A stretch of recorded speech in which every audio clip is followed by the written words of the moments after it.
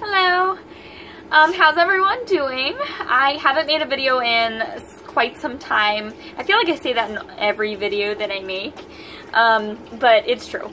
So I wanted to make a video today because I've been going through something, and I feel like maybe a lot of people might be going through this and they don't, realize what the issue is. And I've been going through this issue for 2 years now. And I am tired and exhausted just trying to figure out what's wrong with me. So I wanted to share this video to raise awareness of this. And then also, I wanted you guys to, if you're having these symptoms and you were diagnosed with something different and it's working for you, or if you might think that this is something else and I was misdiagnosed, or if you have this and you have any tips for me, any advice, that would be great. I really need some help. So it started 2 years ago. I thought that I had a yeast infection, and I've never had a yeast infection before. It was my first time, but I was showing some symptoms, some of the same symptoms that a yeast infection would show, like itching, burning sensation, and I decided to call my doctor and see what, if she wanted to see me or what. So I called her and I spoke to her, and she said, okay, yeah, it just sounds like a yeast infection, so I'll go ahead and prescribe you the 3-day cream to treat it. And so I said, okay, that's fine. So I got the cream, did the treatment, and Ava, baby, can you calm down, please, for a minute? Sorry. 3-year-olds. Anyway, so I did the 3-day treatment. It didn't work. I called my doctor back, and then she said, okay, well, come in for an exam. So I went in, did an exam, and everything looked normal. It didn't look like I had a yeast infection, but she tested me for it anyway. It took almost 4 weeks. It took like 3.5 weeks for her to give me these test results back. I finally got the test results back, and she said that I tested positive for yeast. So I said, okay, so then she gave me the 3-day cream again. Took it, didn't work. I called her back, she gave me the 7-day cream. Did the 7-day cream, didn't work. So then she gave me the pill to treat yeast and 7-day cream on top of it, thinking, bam, bam, we'll knock it out. Didn't work. So I go back to her. Nothing's working. She basically made me feel like I was crazy. I mean, she said, it doesn't look like you have a yeast infection. We've treated you for a yeast infection. And that was that, And I was left with, it wasn't hurting during the day or anything like that. It only hurts during sex with my husband. I just made that sound like I'm having sex with him. So it only hurts during sex. So my husband and I have been together since high school, and we've never had any issues in that area, except for when I started having these symptoms 2 years ago. And it hurts every single time, and the main part of the pain comes afterwards. It's excruciating. I mean, I can't sit down. I have to lay down. This throbbing, burning sensation, it's horrible. And I cannot pee afterwards, because if I pee and the pee touches anywhere in that area, it's even worse. I mean, I will lay there shaking with how bad the pain is. So I decided to see a different doctor, and she tested me for diabetes, because apparently, thinking that it was still some sort of yeast infection, she she said high sugar levels in your body can cause issues with yeast. So tested for diabetes, came out negative. I was fine, no diabetes. Good. So no diabetes, and then she just treated me with a 3-day cream again. Didn't work, of course, because it hasn't worked all of the other times. Didn't work. So I decided to see a third doctor, and this was because the second doctor I was seeing was showing just too many of the same pattern as my first doctor, and I needed this taken care of because at this point I had been dealing with this for almost 2 years. I was like 4 months shy of 2 years, the 2-year mark of when this started. And so I decided to see a third doctor. She's been great. I mean, she's tested me for everything you can think of. I mean, everything. And I requested, you know, her to send me everything that she's tested me for, so I have it down and I know exactly what, and everything's come back negative. Everything's normal. I look normal down there. None of my test results are showing anything weird. They're not, you know, she's tested me for a lot of things. And so it's been frustrating because what in the world is going on at this point? We've switched my birth control. I was on the patch. That was switched for a couple reasons. One, the patch fell off and my insurance didn't cover the replacement patch.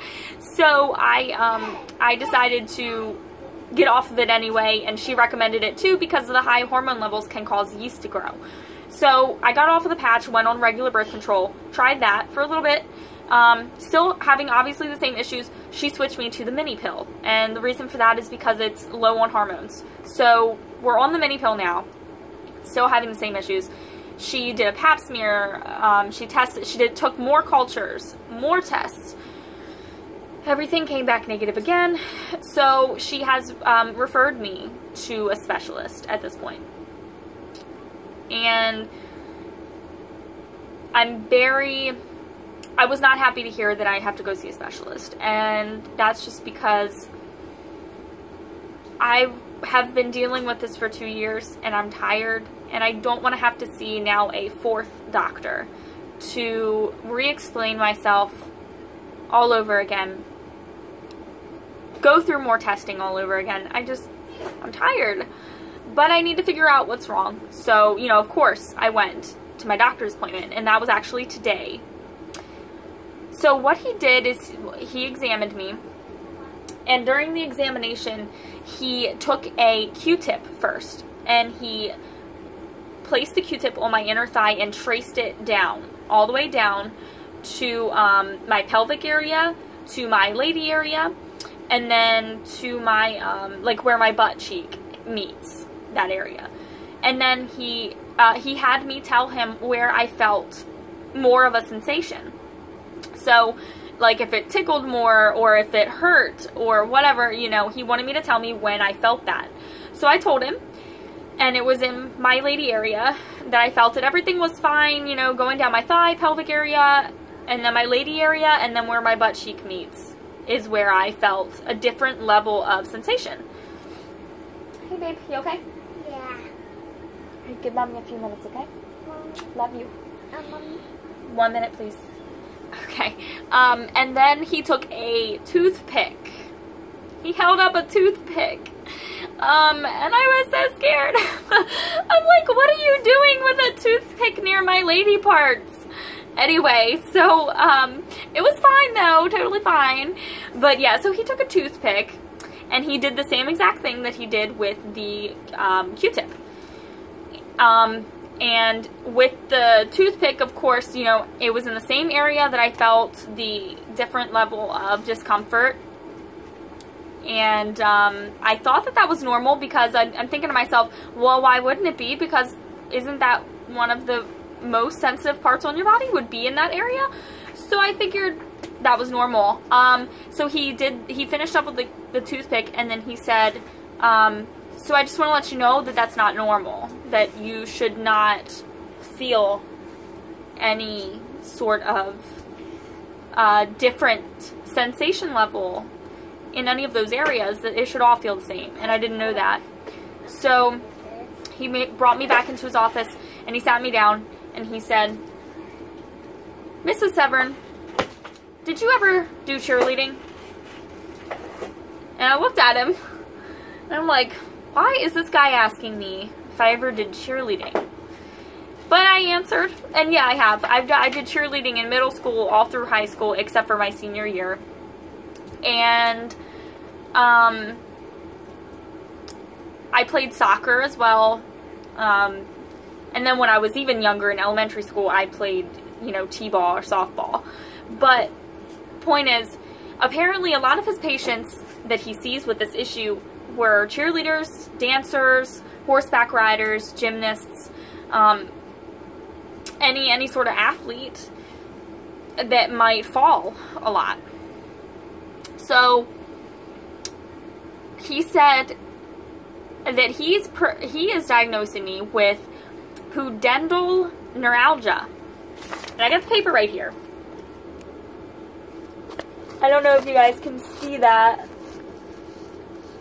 very well, but I will put that, I'll put the spelling of it in my information section of the video for you guys to look up if you want to research it, if you're having these symptoms or whatever the case may be.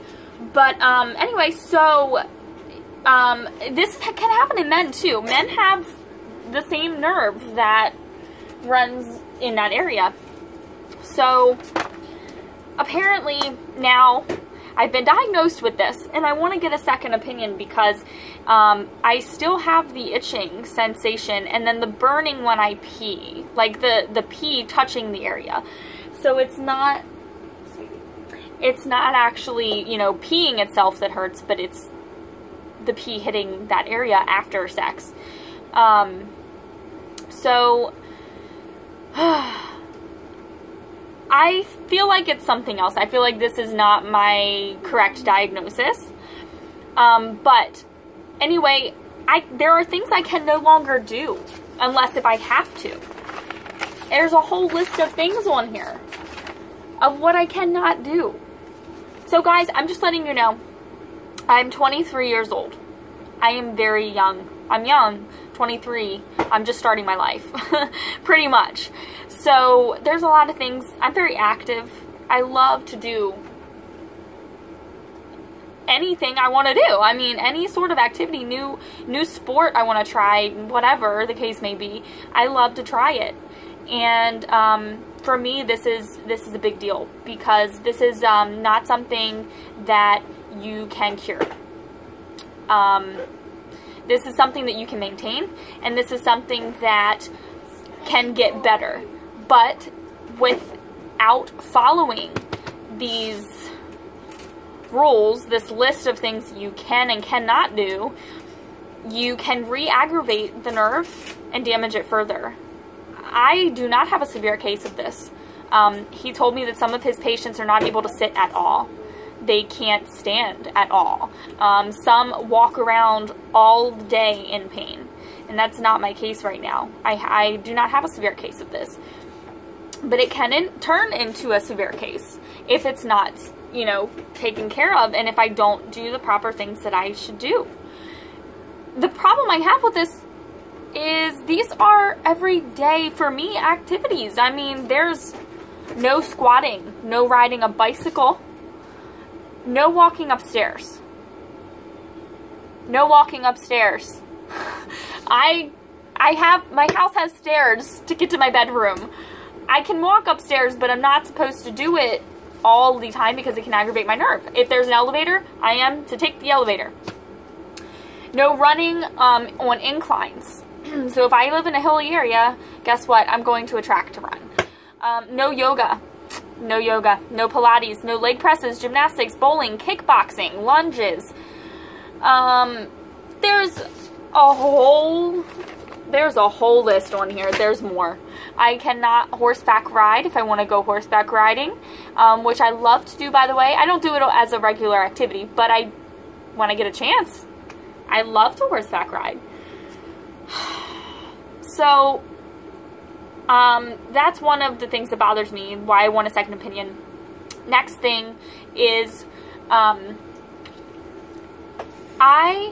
husband and I have a daughter, as you've seen, and I wanted everything to have a natural birth with her. Your name is Ava. Your name is Ava. She was a rainbow baby, so we had a miscarriage before her, and I was really, really looking forward to being able to experience the entire birthing process with her. I was looking forward to it. I was excited. I was excited to go through labor, to push her out, you know, on my own. I didn't want an epidural. This is something that I've always wanted, even before her. So, you know, we want another baby, and I was cleared for a VBAC from my gynecologist. And a VBAC, for everyone who doesn't know, is a vaginal birth after C-section. I had to have a C-section with her. She was breech, unfortunately. She turned just a couple weeks before my due date, and she got stuck and wasn't able to turn back. So she was head up, and she was supposed to be head down. So I had to have a C-section. And so, you know, I was cleared for a VBAC for our next one. And very excited about that, because I just want the experience of birthing a healthy baby who is alive, you know, and for our first pregnancy, we didn't get that. I got to birth our baby, you know, but it was not a happy ending in the end. And I really wanted that. My C-section was not, was not the best. They didn't show me her. Like, I thought they were going to hold her up, you know, over the little curtain, but they didn't. And so I did not get to see her for 15 minutes. 15 minutes after she was born. I couldn't see her. I could hear her crying and everything, but I could not actually see her. So, and then when I finally did get to see her, my husband brought her over, and I wasn't allowed to touch her. I went to go hold her hand, and they told me no. You know, they said, put your hand back down to the side, please. You need to keep your hands at your side. It was upsetting. It took me a long time emotionally to get over that. So I don't want another C-section. And I understand for, you know, for some people, another C-section is fine. And that's fine. But for me, it's not. You know, for me, this is... So he's told me that I cannot have a vaginal birth because of this. He said if I were to do a vaginal birth, I would be taking a high risk at further damaging these nerves. And for me, that is... And I'm fine right now because I've had all day to cry about it. And I've had all day to be upset about it. I know, I'm not going to. And so right now, you know, I'm okay, and I'm going to get a second opinion because I don't want this to be my diagnosis, and I still have questions that don't add up for this diagnosis, like the itching and the burning when I pee. So, you know, I'm going to get a second diagnosis, but I just wanted to get your guys' opinion on this. Please be respectful.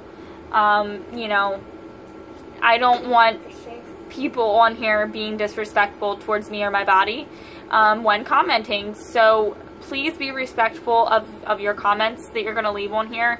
I just want to hear from people that have maybe experienced this, are going through this, have been diagnosed with this, or something else. Because I feel, you know, I've never met anyone with this, but he told me this is actually common. And I've never met anyone with it. And I would love to talk to someone who has this or has been through it or knows someone who's been through it, because, you know, at this point I'm feeling some type of way. So, I will post a video, though, for an update of when I do get my second opinion. And I'll let you guys know what that doctor says. At this point, I'm just, I have to speak to my regular gynecologist because I want her to refer me to someone. So, I don't know who that'll be yet. She's crazy. Alright, but yeah, so thank you everyone for watching, and thank you for any comments that you're gonna, you know, put in here just to maybe help me figure out exactly what this is or how to go about living my life if this is it. You know, I don't want to limit myself. I don't want to have to choose between being in pain or doing the things that I love, you know. I don't want to have to choose that. That's upsetting. That's really upsetting. People. Just love people. Just love people, she says. Okay, but yeah, so thank you again for watching my video, and any comments are welcomed, greatly welcomed, any appropriate comments, and any, you know, questions that you might have for me, go for it, you know? I will. And Elsa. Nice. And Elsa. And Elsa. Okay, she likes Elsa. So, okay. Yeah, so I'm gonna go now, but I hope you guys have a great day, and thank you for watching my video. Bye!